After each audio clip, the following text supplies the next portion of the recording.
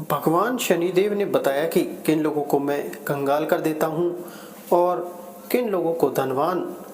प्रिय श्रोताओं, आज की कहानी बड़ी महत्वपूर्ण और रोचक है। आप इस वीडियो को पूरा जरूर सुनना। कहते हैं स्वर्ग लोक में एक बार शनिदेव और फिर माता लक्ष्मी में बहस छिड़ गई थी। लक्ष्मी जी बोली मैं बड़ी हूँ और शनिदेव बोले मैं श्रेष्ठ हूँ। दोनों के बीच जब निर्णय नहीं हो पाया कि दोनों में श्रेष्ठ कौन है, तो उन्होंने धरती लोक पर किसी ईमानदार राजा से अपना फैसला कराने का निश्चय किया। उन दिनों धरती पर प्रयागराज में एक श्री वत्सलाल एम नाम के राजा रहते थे। वे अपने न्याय के लिए दूर दूर तक प्रसिद्ध थे। शनिदेव और माता लक्ष्मी पर राजा श्रीवत्स के पास गए और झगड़े की वजह बताई कि हम दोनों में यह सिद्ध नहीं हो पा रहा है कि श्रेष्ठ कौन है। कृपया आप ही हमारा निर्णय कर दें। शनिदेव और माता लक्ष्मी की बात सुनकर राजा श्रीवत्स बहुत बड़े धर्म संकट में फंस गए कि दोनों में से किसको बड़ा कहा जाए। यदि शनिदेव को बड़ा बता दिया तो माता लक्ष्मी रूठ जाएंगी और लक्ष्मी रूठ गई तो हमारे राज्य की सारी धन वैभव संपदा नष्ट हो जाएगी। यदि शनिदेव को रुष्ट कर दिया तो शनिदेव अपने दृष्टि से सब नष्ट भ्रष्ट कर डालेंगे। राजा साहब जब किसी नतीजे पर नहीं पहुंचे तो शनिदेव और लक्ष्मी जी उन्हें 1 माह का समय देकर चले गए और कहा कि हम 1 माह बाद आएंगे, तब तक तुम खूब सोच विचार कर लो। दर्शक बंधुओं, उनके जाने के बाद राजा की रातों की नींद हराम हो गई। वे हर क्षण इसी बात को लेकर चिंतित रहने लगे कि 1 माह के बाद जब शनिदेव और माता लक्ष्मी आएंगे तो वो किसे श्रेष्ठ बताएंगे, क्या निर्णय देंगे। उनके सामने परिस्थिति बहुत ही विकट थी। वे जानते थे कि एक को बड़ा बताएंगे तो दूसरा नाराज हो जाएगा और उन पर, उनके राज्य पर बहुत बड़ा संकट आ सकता है। राजा की वैष्णवी नाम की एक पतिव्रता रानी थी। पति को अत्यंत चिंता में देखकर रानी ने पूछा, महाराज आप किस बात को लेकर परेशान हैं? कृपया अपना दुख हमसे कहिए। राजा ने अपनी पत्नी को सारा हाल कह सुनाया। रानी ने राजा को एक सुझाव दिया कि देखो, तुम अपने मुख से किसी को बड़ा या छोटा मत बताओ। अपनी जगह दोनों ही श्रेष्ठ हैं। उनके बड़े छोटे का फैसला आप उन्हीं पर छोड़ दो। आप एक काम करो, एक सोने का और एक चांदी का सिंहासन बनवाओ। दोनों का आसन अपने सिंहासन के दाईं ओर और बाईं ओर रखवा दो। सोने का सिंहासन आप अपने सिंहासन से दाईं ओर लगवाना और चांदी का सिंहासन बाईं ओर। 1 माह बाद जब शनिदेव और माता लक्ष्मी आएंगे तो लक्ष्मी जी आपके दाईं ओर का आसन ग्रहण करेंगी, क्योंकि वे माता स्वरूप हैं, और शनिदेव आपके बाईं ओर वाले आसन पर बैठ जाएंगे। जब वे पूछे तो आप उनको किसी भी प्रश्न का उत्तर मत देना।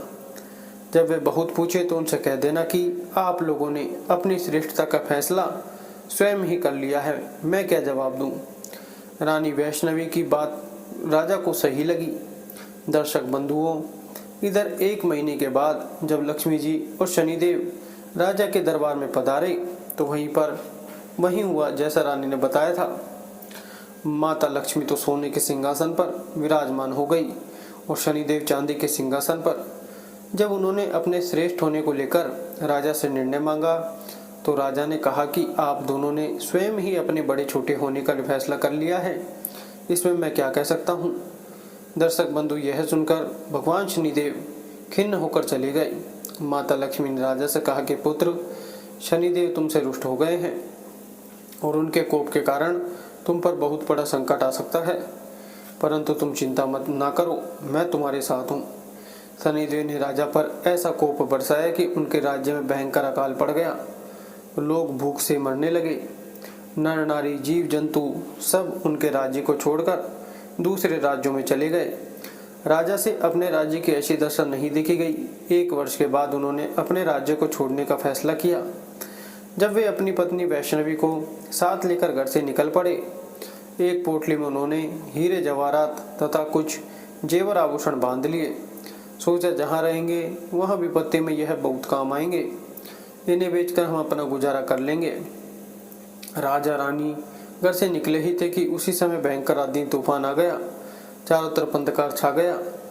वे उस अंधेरे के कारण रास्ता भटक गए। समझ में नहीं आ रहा था कि कहाँ जाएं।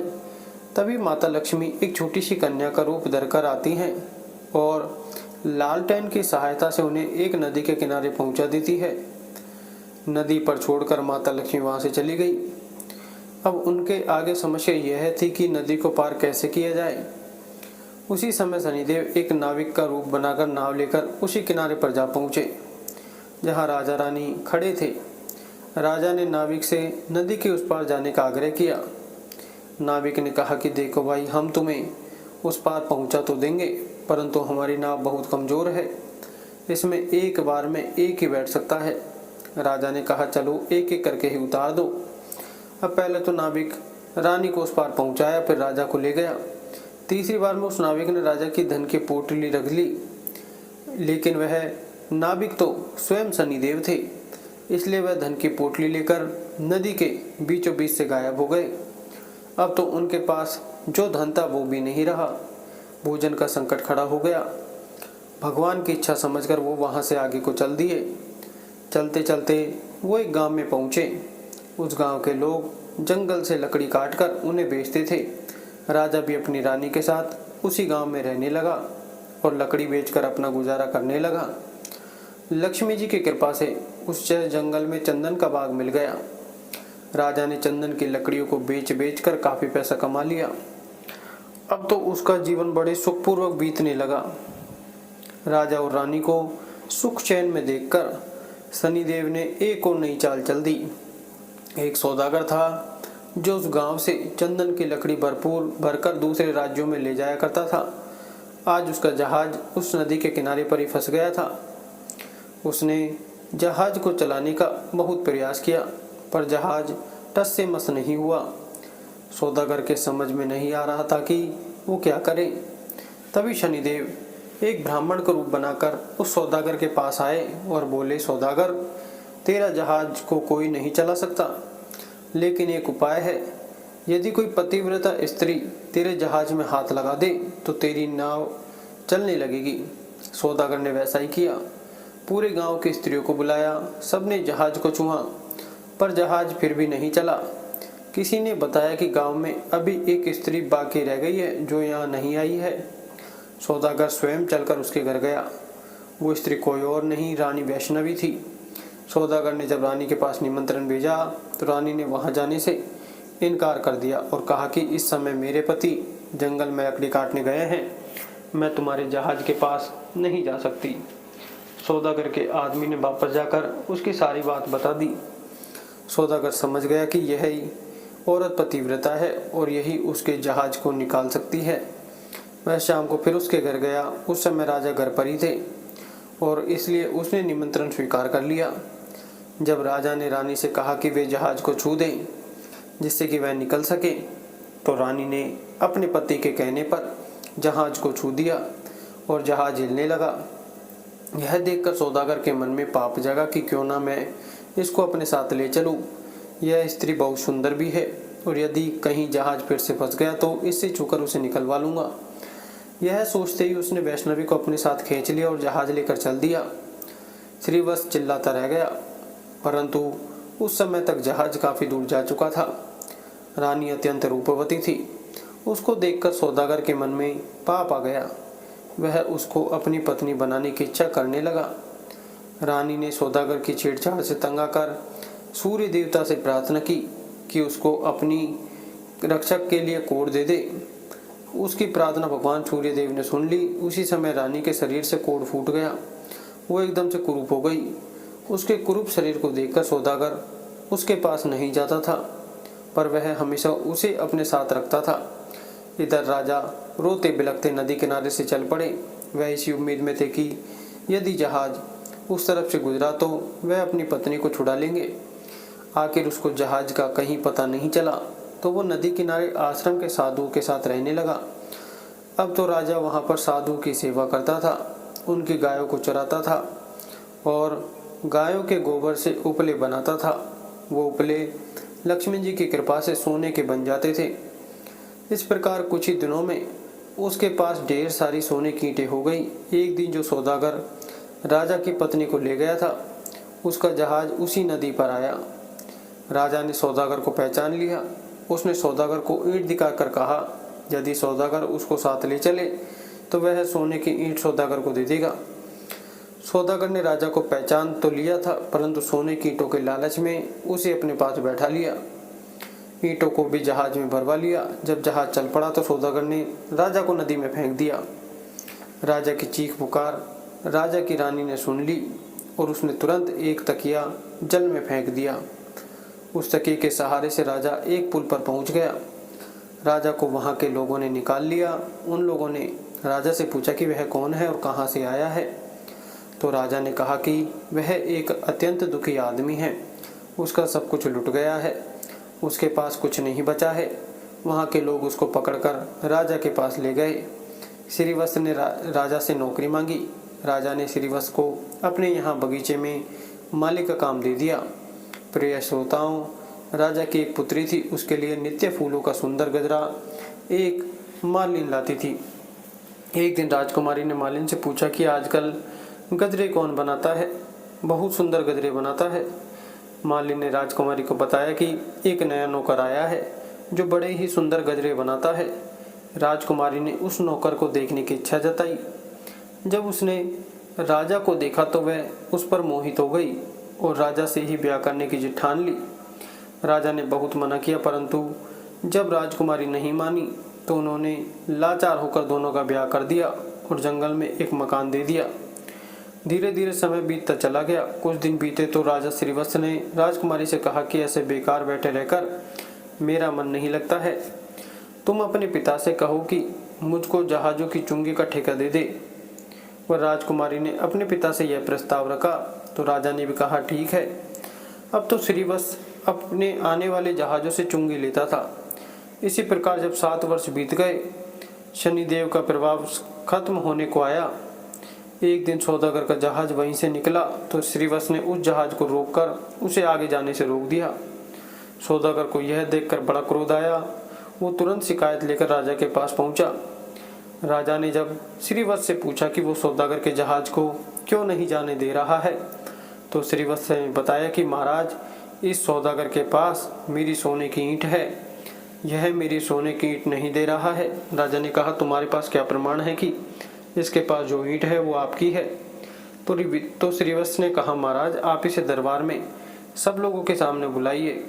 वह ईंट एक तरफ से जुड़ी हुई है। यदि सौदागर ईंट खोल देता है तो यह सारी ईंट उसकी है। यदि वह ईंट नहीं खोल पाता है तो उन ईंटों को मैं खोल कर दिखाऊंगा। वह ईंटों को दरबार में लाया और सौदागर से कहा गया कि यदि यह तुम्हारी सोने की ईंट है तो तुम इन्हें खोल दो, और यदि तुम नहीं खोल पाते हो तो वो ईंट तुमसे ले ली जाएगी। दर्शक बंधु, सौदागर शाम तक उन ईंटों को खोलने का प्रयास करता रहा, परंतु उसने एक भी ईंट नहीं खुली। अंत में जब शाम हो गई तो राजा के दामाद श्रीवत्स की बारी आई और उन्होंने चंद क्षणों में ही उन ईंटों को खोल दिया। तब राजा ने पूछा कि वह कौन है? तो श्रीवत्स ने पूरी कहानी बताई और बताया कि मेरी पत्नी वैष्णवी को इस सौदागर ने छीन लिया है। कृपया मुझे मेरी रानी दिलवा दीजिए। दर्शक बंधु, राजा ने सौदागर से कहकर तुरंत वैष्णवी को पालकी में बुलवाया और सौदागर को पकड़कर कड़ी सजा दी। वैष्णवी ने पुनः सूर्य भगवान से प्रार्थना की कि वो मेरे रूप को फिर से पहले वाला कर दे। दर्शक बंधु, भगवान सूर्य देवता की कृपा से रानी फिर से सुंदर हो गई। राजा ने आदरपूर्वक श्रीवत्स को खूब सारा धन देकर विदा कर दिया। साथ में अपनी बेटी को और वैष्णवी को भी उसने अपनी बेटी मान लिया और खूब धन दौलत देकर राजा को प्रेम पूर्वक विदा कर दिया। राजा पुनः अपने राज्य में लौट आया और फिर से राज सिंहासन पर सवार हुआ।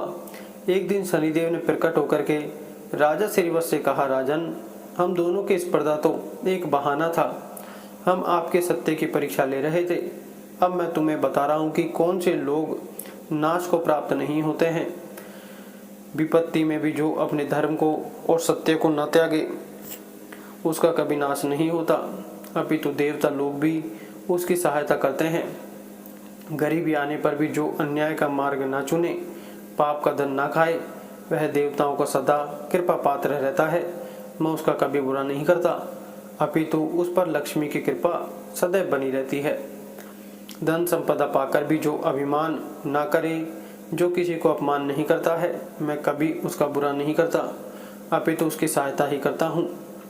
मेरी कृपा से लोग पल मात्र में धनवान बन जाते हैं और कोप से पल मात्र में कंगाल हो जाते हैं। राजन, जाओ, मेरे वरदान से तुम्हारा राज्य फिर से संपन्न हो जाएगा, धन दौलत से संपन्न हो जाएगा, तुम्हारी प्रजा खुशहाल हो जाएगी और कभी दुख दरिद्रता तुम पर नहीं आएगी।